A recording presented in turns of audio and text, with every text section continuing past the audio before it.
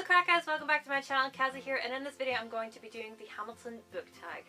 I first saw this tag going around on Midnight Reads' channel and Healing Bookland's channel, so I will have them linked down below along with the original video where this tag is featured. And so without further ado, let's just get started. The room where it happens, a book world you would put yourself into. Miss Peregrine's Home for Peculiar Children by Ransom Riggs. I would put myself into this world because it is so fantastic. I love the whole concept of loops.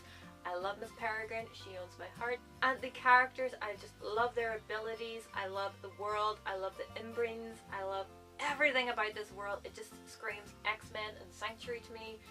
And of course, that's why I want to go into this world. The SHUYLER sisters, an underrated female character.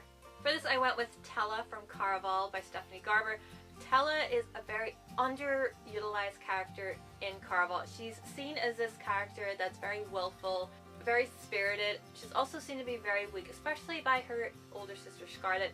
And in this book she is kidnapped, and of course the whole concept of Caraval is to find Stella. But at the end of it you find out that she is so smart, she is so canny, she is so sly, and she's so intelligent. And so this is why I think that she's a very underrated character, because she's not given a chance to really show what she can do.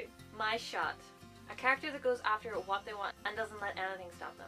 For this I went with Annabeth Chase from The Mark of Athena, which is the third book in the Heroes of Olympus series by Rick Riordan. In this book, Annabeth has to follow the Mark of Athena because every once in a while in a generation, Athena marks one of her children to follow the Mark of Athena to fulfill this destiny of finding the Athena Parthenos, which is a massive statue which was pride and glory of the Greek Parthenon. Annabeth has to do this by herself. She has to go underground in Rome, fulfill these challenges, and she does it all with a broken ankle, and she has to face up to her biggest fear of spiders. And so she did this, and she didn't let anything stop her. Even when Percy was saying, "Take me with you," she was like, "Nope, I'm doing this by myself." And even when she had her own doubts about whether or not she could fulfill this or not, she went and did it anyway. Burn. The most heartbreaking end to a relationship you've ever had. Kath and Jest from Heartless by Marissa Meyer. If you've read this book, you will know what happened, and it was just heartbreaking. Then it just explains why the Queen of Hearts is off with their head all the time. You'll Be Back. Sassiest Villain. I went with Amarantha from A Court of Thorns and Roses by Sarah J. Maas. I really couldn't figure out a sassy villain for this. Like, I probably could have gone with the Darkling from Shadow and Bone, but he wasn't so much sassy as he was just pure sexual fire. But I went with Amarantha because when she's featured in this, she is just sass beyond belief. She is just malevolent, she is just dark, she is just enjoying punishing Feyre and just watching Tomlin just watch all of this, and that to me is just sassy. The Reynolds Pamphlet, a book with a twist that you didn't see coming. The plot twist in A Codename Verity by Elizabeth Wayne, I did not see coming. At the end, towards the latter third or fifth of the book, I was just blown away by the twist in this. I could not get over it. I was just in shock for one, and then once all the strings came together, I was like, what? I was not expecting that. Non-stop, a series you marathon. Gee, where do I begin? I actually marathoned quite a number of book series, and so I'm just going to name them. Miss Peregrine's Home for Peculiar Children, I marathoned. Percy Jackson and the Olympians, I marathoned. The Hunger Games by Suzanne Collins, and the Star Trek Voyager pocket book series, I marathoned them. I read pretty much from Homecoming straight up to The Eternal Tide, and I love them all. Satisfied. Favorite book with multiple points of view. I went with Clash of Kings by George R. R. Martin. This is probably my favorite one in the A Song of Ice and Fire series. I really don't know why this one is my favorite, but I just loved this one so much. I just loved the way that it progressed on from A Game of Thrones. And of course every book in A Song of Ice and Fire has multiple points of view. It follows every character in each chapter.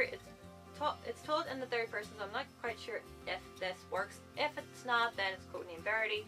That's my favorite book with multiple points of view. But this one, because each chapter has a different character in the center, that's why I think it falls under this category of points of view. So, went with this one. Who lives, who dies, who tells your story? A book series you feel will be remembered throughout history. Now, of course, it's probably going to be Harry Potter because it's been remembered for the last 20 years. But for me, Harry Potter really isn't all that. You know, I like it, I enjoy it, but it's not my favorite thing in the entire world. My answer is more of a hope than what I think will be. But I would like Percy Jackson and the Olympians to be remembered, and also The Hunger Games by Suzanne Collins. And the last question is, stay alive, a character that you wish was still alive. Finnick. Finnick from The Hunger Games, I wish was still alive. I absolutely loved him in Catching Fire and Mockingjay, and I was so furious in Mockingjay. I couldn't believe what I was reading when I read that part in Mockingjay. And when I went to see Mockingjay Part 2 in the cinema, I knew it was coming and I didn't really want to watch it, but I still had to, and I just still could not believe that Suzanne Collins killed off Finnick. I was furious. And that is the Hamilton tag, everybody, and that wraps up this video.